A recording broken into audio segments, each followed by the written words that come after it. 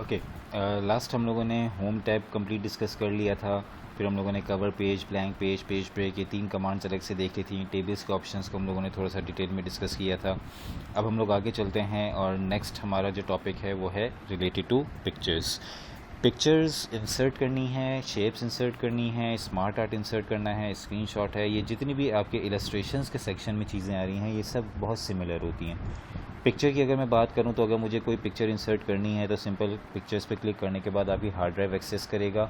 आपको hard drive में जिस जगह से इंसर्ट करनी है उस पर आपने सिर्फ पिक्चर पे डबल क्लिक करना है, वो आपकी पिक्चर इंसर्ट हो जाएगी। कर्सर की पोजीशन जो होगी पिक्चर आपकी वहीं पे इंसर्ट होगी। फॉर इंस्टेंस मैंने पिक्चर जो है कर्सर को नीचे रखा और पिक्चर्स में आने के बाद मैंने एक और पिक्चर इंसर्ट कर दी। पिक्चर के साइज़ एडजस्ट करने हैं तो उसके लिए ऑप्शन आपको यहाँ पे दिया हुआ है। ये पिक्चर की हाइट, वेट, अलाइनमेंट और जो कुछ भी आपने एडजस्ट करना है वो सब यहाँ से एडजस्ट हो जाती है। नेक्स्ट इमेज मैंने यहाँ पे इंसर्ट कर दी। सेम वही ऑप्शन, पिक्चर्स में गए, पिक्चर्स में आने के बाद डबल क्लिक किया पिक्चर पे, वो इंसर्ट हो जाएगी आपके डॉक्यूमेंट पे। अच्छा, इन पिक्चर्स के अंदर एक आपके पास सबसे मेजर जो इशू आता है वो ये होता है कि पिक्चर्स आपकी बहुत ईजीली मूव नहीं होती। ठीक है, अगर मैं इस पिक्चर को यहाँ से यहाँ लेके आना चाह रहा हूँ तो वो डायरेक्टली ड्रैग करने से मूव नहीं होगी, क्योंकि बाय डिफ़ॉल्ट आपकी पिक्चर्स जो हैं वो सब इनलाइन विद टेक्स्ट हुई हुई होती हैं। इनलाइन विद टेक्स्ट का मतलब ये होता है कि आप इस पर राइट क्लिक करें, यहाँ पे ऑप्शंस आते हैं, इसमें रैप टेक्स्ट का एक ऑप्शन आता है। यहाँ पे आपका पहला वाला जो ऑप्शन है ये बाय डिफ़ॉल्ट सिलेक्टेड होता है, इनलाइन विद टेक्स्ट। इसको इनलाइन विद टेक्स्ट से हटा के अगर मैं स्क्वायर कर देता हूँ तो ये पिक्चर आपकी बहुत इजीली जहाँ आप अपने पॉइंटर से लेके जाएंगे ये आपकी मूव होके वहाँ चली जाएगी। यही ऑप्शन आपका सिलेक्ट करके ऊपर पिक्चर टूल्स में फॉर्मेट के अंदर भी आता है। यहाँ पे रैप टेक्स्ट है, इसकी पोजीशन है, पोजीशन में डायरेक्ट आपको जो पोजीशन देनी है आप वो भी दे सकते हैं। रैप टेक्स्ट में जाके अगर मैं इसको स्क्वायर करता हूँ तो ये स्क्वायर भी हो जाएगी। फिर आप इजीली पिक्चर को जहाँ पे लेके जाना चाहें वहाँ मूव कर सकते हैं। इसी तरह ये थर्ड इमेज है, इसको सेलेक्ट किया मैंने, रैप टेक्स्ट में जाके स्क्वायर कर दिया तो ये आपकी तीनों पिक्चर्स बहुत ईजीली आपकी एक साथ अलाइन हो सकती हैं। अच्छा, पिक्चर्स में आपके जो पिक्चर टूल्स आते हैं इनमें कुछ ऑप्शंस आपके कलर करेक्शंस के होते हैं। ऑल्दो ये फ़ोटोशॉप नहीं है कि आपके पास सब कुछ इसके अंदर हर तरह की एडिटिंग हो जाए, बट कुछ ऑप्शंस, कुछ फॉर्मेटिंग्स आपकी यहाँ पे अप्लाई हो सकती हैं। कलर करेक्शंस हो गए, इसके अलावा आपके कलर्स के कंट्रास्ट हो गया, ठीक है, जो आपका सैचुरेशन कहलाता है कि आपको किस तरह के कलर्स चाहिए हैं, और कुछ आपके आर्टिस्टिक इफ़ेक्ट्स होते हैं। तो just like a picture editor आपके पास कुछ ऑप्शंस आपके पास यहाँ पे दिए हुए होते हैं कि आप अपने पिक्चर्स में थोड़ी बहुत कस्टमाइजेशंस यहाँ से कर सकते हैं। अच्छा, बाकी पिक्चर में आपके कुछ और स्टाइल्स हैं कि अगर आपको पिक्चर को कर्व करना है, सर्कल में शो करना है, बॉर्डर्स हैं, तो इस टाइप की ये सारी चीज़ें जो हैं वो पिक्चर टूल्स के अंदर से अप्लाई हो जाती हैं। तो इनमें कोई इतनी ख़ास ऑप्शन नहीं होता। हाँ, में कुछ जो इंपॉर्टेंट चीज़ें होती हैं लाइक पिक्चर के बॉर्डर्स हो गए, इफ़ेक्ट्स हो गए, या पिक्चर को ग्रुप करना है कि ये भाई ये 3-4 पिक्चर्स हैं तो इनको, इसको और इसको, ये दो एक पिक्चर बना रहा हूँ मैं, तो इसके ग्रुप के ऑप्शन में आने के बाद आपके पास ऑप्शन होता है ग्रुप का, तो ये दो पिक्चर्स का एक ग्रुप बन जाएगा। तो जब भी मैं मूव करूँगा तो दोनों पिक्चर्स आपकी एक साथ मूव होंगी। फॉर्मेटिंग की जहाँ तक बात है तो अगर मैं इनके अंदर किसी पिक्चर पे क्लिक करता हूँ तो दोबारा आपके पास सिर्फ उस स्पेसिफिक पिक्चर के बारे में बात होगी। कि अगर मैं कलर करेक्शन करता हूँ तो ऐसा नहीं है कि वो इस पूरे बॉक्स पे करेगा, वो इस स्पेसिफिक पिक्चर पे करेगा। इसी तरह अगर इस पिक्चर की बात करूँगा तो मैं यहाँ पे क्लिक करूँगा तो ये आपका ग्रुप के साथ साथ इसको सेलेक्ट करेगा और कलर करेक्शन के अंदर वो वाली इमेज आ जाएगी। तो इस तरह से हम पिक्चर्स के अंदर थोड़ी बहुत एडिटिंग्स कर सकते हैं इसमें। अच्छा, फिर उसके बाद अगर हम आगे देखें तो इसमें आपके पास एक, इसी पिक्चर्स के साथ मैं आपको एक और चीज़ बताऊं, वो ये है कि ये जो मैंने पिक्चर्स रखी हैं इनके बीच की जो स्पेसेस हैं आई एम नॉट श्योर कि वो इक्वल हैं या नहीं। ठीक है, फॉर एग्जांपल मेरे पास जो है वो इस तरह से इमेजेस आ रही हैं। अब ये जो दो पिक्चर्स के बीच में जो लाइन की स्पेस है ये इक्वल है तीनों में या नहीं, मैं देख के कंफर्म नहीं बता सकता। तो इसकी कंफर्मेशन के लिए एक टूल इस्तेमाल किया जाता है, और वो सिर्फ पिक्चर्स की फॉर्मेटिंग में नहीं, वो आपकी कोई भी शेप हो। फॉर इंस्टेंस मैं यहाँ से शेप ले लेता हूँ, एक शेप मैंने यहाँ पे ड्रॉ की, ठीक है, इसी को कॉपी पेस्ट कर देता हूँ मैं 2 दफ़ा। अब ये 3 मेरे पास शेप्स आ रही हैं। अब इन 3 शेप्स के बीच में जो डिफरेंस है वो आपका इक्वल है या नहीं, तो दोनों चीज़ों के लिए, पिक्चर्स के लिए, शेप के लिए ये तरीका इस्तेमाल होता है। व्यू टैब के अंदर आपके पास ऑप्शन आता है ग्रिड लाइंस का। तो ग्रिड लाइंस को जब हम ऑन कर देते हैं तो आपके पास पीछे बॉक्सेस बने हुए आ जाते हैं। यहाँ से अगर मैं पिक्चर को अलाइन करना चाहूँ तो आपकी picture proper number of boxes के हिसाब से एडजस्ट हो सकती है। ठीक है, अगर मेरे पास ये पहली वाली 2 पिक्चर्स के बीच में जो है वो 2 बॉक्सेस का गैप है और यहाँ भी आपके पास जो है वो 2 बॉक्सेस का गैप आ गया, इसको अगर मुझे सिंगल बॉक्स का गैप रखना है तो इसको मैं मूव करके यहाँ तक रख देता हूँ, इसको मैं मूव करके यहाँ ले आऊँगा, इसमें एक थोड़ा सा इंक्रीज़ और कर देता हूँ। ठीक है, तो इस तरह से आपकी जो सारी पिक्चर्स के बीच की जो स्पेसेस हैं ये बहुत इजीली एडजस्ट हो सकती हैं, जो कि एक नॉर्मल वाइट पेज पे नहीं हो सकता काम। तो ये आपका काम जो है वो बहुत ईजी बना देती हैं ग्रिड लाइंस। अच्छा, इनका एक फ़ायदा ये भी है कि पिक्चर कभी भी अगर मैं इंक्रीज़ करूँगा ना तो बीच में नहीं रुकेगी, वो डायरेक्टली एक बॉक्स आगे इंक्रीज़ करेगा, पूरा एक बॉक्स का वो डिफरेंस उसके अंदर लेके आएगा। तो इससे काम आपका काफ़ी ईजी हो जाता है पिक्चर्स की अलाइनमेंट्स के हवाले से। ओके, देन उसके बाद हम बात करते हैं ये वाली शेप्स के बारे में। शेप्स के अंदर आपकी one of the most important जो शेप होती है दैट इज़ टेक्स्ट बॉक्स। चाहे वो वर्ड हो, एक्सेल हो या पावर पॉइंट हो, तीनों में ये टूल बहुत ज़्यादा यूज़ होता है। अब हम उसको इसके थ्रू भी बना सकते हैं या इसके अंदर एक आपका टेक्स्ट बॉक्स का अलग से आपका ऑप्शन भी दिया हुआ होता है। तो ये टेक्स्ट बॉक्स बेसिकली क्या करता है कि बहुत दफ़ा आपके पास आपका 1-2 वर्ड्स आपके आगे पीछे हो रहे होते हैं या एक लाइन आपकी पिछले पेज पे एडजस्ट नहीं हो रही होती है। तो इस तरह की सिचुएशन में एक हम टेक्स्ट बॉक्स अगर ड्रॉ कर लें तो इसके अंदर आपका जो टेक्स्ट होता है ये बहुत ईजीली एडजस्ट हो सकता है। तो ये टेक्स्ट बॉक्स ड्रॉ करने का एक फ़ायदा ये भी है कि मैं इस बॉक्स को अपनी मर्ज़ी से जिस तरह से कस्टमाइज़ मूव करूं, ये आपके पास वहाँ पे मूव हो के आ सकता है, उन जगहों पे भी जहाँ पे नॉर्मली कर्सर नहीं लेके आता टेक्स्ट, तो वहाँ पे भी हम इसको मूव करके ले जा सकते हैं। तो ये बहुत इजी हो जाता है आपके पैराग्राफ्स को या आपकी लाइंस को एडजस्ट करने के लिए। अच्छा, अब ये जो बॉक्स बना हुआ आता है इस बॉक्स को हम रिमूव कर सकते हैं।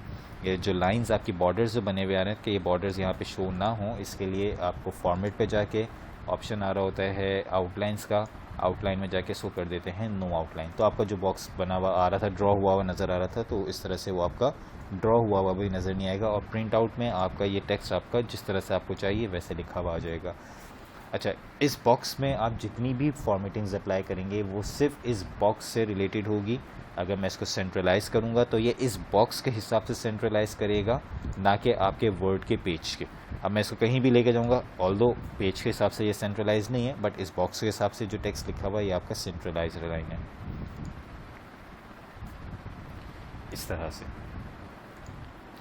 बहुत ज़्यादा इंपॉर्टेंट टूल है आपके टेक्स्ट के ऊपर अगर आपको एडिट करना है, या समटाइम्स आपकी कोई स्कैन पीडीएफ है या कोई पिक्चर है। अगेन ओके, पिक्चर के हवाले से अगर हम बात करें तो भाई अगर आपके पास कोई पिक्चर आ रही है, इस पिक्चर के साथ अगर मैं इसको लाके बॉक्स को यूज़ करना चाहूँ तो मैं वहाँ पे भी इसको यूज़ कर सकता हूँ। अब बॉक्स के कलर तो हैं वाइट, तो पीछे जो बैकग्राउंड आ रहा था वो वाइट हो गया। अगर मैं फॉर्मेट में जाके इस बॉक्स के कलर को, फिल कलर को वाइट से हटा के नो फिल कर देता हूँ तो ये हो जाएगा ट्रांसपेरेंट। ट्रांसपेरेंट में क्या है कि पीछे पिक्चर आ रही थी वो पिक्चर आपकी अप्लाई हो जाएगी। ठीक है, अब इस पिक्चर की फॉर्मेटिंग की अगर हम बात करें तो पिक्चर में से हम इसको सेलेक्ट करके इसकी ब्राइटनेस थोड़ी सी एडजस्ट कर देते हैं। ठीक है, इसको मैंने थोड़ा सा लाइट कर दिया तो आपका जो टेक्स्ट है वो आपका इस पिक्चर के ऊपर लिखा हुआ डिस्प्ले हो जाएगा। तो इस तरह से छोटी मोटी फॉर्मेटिंग्स जो हैं वो बहुत ज़्यादा यूज़फुल होती हैं जब आपको अपनी किसी पिक्चर को एडिट करना हो, पीडीएफ को ख़ास तौर पे एडिट करना हो कि पीडीएफ आपने कुछ स्कैन की हुई है वो आपको एडिट करके उसके अंदर कुछ चेंजेस करवाने हो। तो इस तरह से हम इस टेक्स्ट बॉक्स के थ्रू बहुत सारे अपनी जो चीज़ें हैं उनको ईजी बना सकते हैं। One of the most important tool of Excel. फिर उसके बाद नेक्स्ट ऑप्शन आपके पास है वो है ऑनलाइन पिक्चर्स का। अगर आपको ऑनलाइन इंसर्ट करनी है बगैर सेव किए तो ऑनलाइन पिक्चर इंसर्ट हो सकती है। फिर उसके बाद आपके पास शेप्स हम ऑलरेडी डिस्कस कर चुके हैं। जितनी भी चीज़ें हम लोगों ने अभी बातें की हैं ये सब शेप्स के ऊपर अप्लाई होती हैं। हाँ, इनमें से अगर मैं कोई एरो सेलेक्ट करता हूँ तो उसमें कुछ आपके एक्स्ट्रा ऑप्शंस आते हैं। लाइक मैंने ये एरो ड्रॉ किया तो इसमें आपके पास जो है वो 2-3 के भाई इसको कितना पॉइंटी होना चाहिए तो वो आप अपनी मर्ज़ी से बना सकते हैं। ठीक है, तो ये 2-3 ऑप्शंस ऐसे होते हैं जो कि आपके स्पेसिफिक सिर्फ एरोज़ वगैरह से ही रिलेट करते हैं। तो ये आपके हो गए। और बाकी इसके अलावा जितनी भी फॉर्मेटिंग्स हैं, जिस तरह मैंने कलर्स की बात की या जो भी चीज़ थी वो सब आपकी इन सारी शेप्स के ऊपर, सारी पिक्चर्स के ऊपर एक साथ अप्लाई होती है। नेक्स्ट ऑप्शन आपके पास जो दिया हुआ है वो है स्मार्ट आर्ट। स्मार्ट आर्ट का मतलब ये होता है कि आपको कोई भी अपना टेक्स्ट अगर डिस्प्ले करना हो किसी ग्राफिकल किसी ग्राफिक्स के थ्रू, तो हम वहाँ पे इस्तेमाल कर सकते हैं स्मार्ट आर्ट को। सिंपल बॉक्सेस चाहिए हैं तो ये आपके पास ऑप्शन आ रहा है। लिस्ट बनानी है तो उसके आपके ऑप्शंस फ़िल्टर होके आ जाएंगे। कोई प्रोसेस शो करना है तो प्रोसेस आ जाएगा। साइकिल शो करना है तो साइकिल आ जाएगा। हायरार्की बनानी है तो हायरार्की आ जाएगी। तो जो चीज़ आपको यूज़ करनी है उस चीज़ को हम यहाँ पे इंसर्ट करके ड्रॉ कर सकते हैं। अच्छा, ड्रॉ होने के बाद इसका जो मेन फ़ायदा होता है वो ये होता है कि इसमें आपकी जो कस्टमाइजेशंस हैं वो नॉर्मल टेक्स्ट से थोड़ी सी ज़्यादा होती हैं। फॉर इंस्टेंस मैंने एक हायरार्की ड्रॉ की और इस हायरार्की के अंदर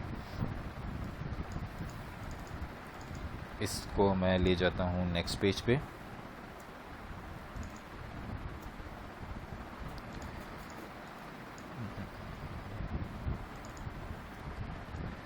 अच्छा, ये पिक्चर के साथ जो है वो अटैच हो गई है, जिसकी वजह से ये भी मूव नहीं हो रहा। एनीवेज, इसकी जो फॉर्मेटिंग्स होती हैं उनमें आपके पास जो कलर्स आते हैं, कलर स्कीम आती है, वो ज़रा मुख्तलिफ होती है। अगर हम नॉर्मल कलर्स को देखें तो नॉर्मल कलर्स में आपके पास ये सॉलिड कलर्स आ रहे हैं। इसमें आपके कुछ 3D इफ़ेक्ट्स आ जाते हैं, कुछ कलर्स आ जाते हैं, ठीक है, तो डिफरेंट स्टाइल्स आ जाते हैं। तो वो नॉर्मल टेक्स्ट से थोड़ा सा ज़्यादा फॉर्मेटिंग्स हम इसके अंदर कर सकते हैं। तो इससे ये होता है कि आपके जो प्रेजेंटेशन है उस चीज़ की, उस टेक्स्ट की, तो वो थोड़ी सी प्रोमिनेंट हो जाती है, वो अच्छा लगता है देखने में। तो इस तरह से इसमें कस्टमाइजेशंस हो सकती हैं। अच्छा, नेक्स्ट ऑप्शन आपके पास जो है चार्ट्स एंड ग्राफ का। ये आपका नॉर्मल चार्ट्स इंसर्ट करने के लिए होता है। चार्ट आपका वर्ड पे इंसर्ट तो हो जाता है, लेकिन ये चार्ट आपका एक्चुअली बनता एक्सेल के ऊपर है, क्योंकि वर्ड डॉक्यूमेंटेशन के लिए यूज़ होता है। ये एक्सेल ये आपके कैलकुलेशंस के लिए यूज़ नहीं होता। बट नॉनदलेस अगर आपके पास इस ऑप्शन को इस्तेमाल कर लिया जाए तो आपके पास चार्ट इंसर्ट तो हो जाता है वर्ड पे, लेकिन एक्चुअली इसका ओरिजिन जो होता है ये एक्सेल ही होता है। एक्सेल पे जो आपके पास चार्ट पे डाटा यहाँ पे इनपुट किया जाएगा तो वही चीज़ आपके पास वर्ड के चार्ट पे शो हो जाएगी, लेकिन एक्चुअली चार्ट जो है वो बना किस पे है, एक्सेल पे। अच्छा, नेक्स्ट ऑप्शंस आपके पास यहाँ पे, नेक्स्ट ऑप्शन आपका जो है वो स्क्रीनशॉट का है। तो just like a screenshot of a mobile phone, हम यहाँ पे जो भी आपकी ओपन स्क्रीन होती है, फॉर एग्जांपल गूगल क्रोम मेरे पास ओपन हुआ है, इस गूगल क्रोम की पिक्चर अगर मुझे यहाँ पे इंसर्ट करनी है तो उसके लिए मैं इस ऑप्शन को यूज़ कर सकता हूँ।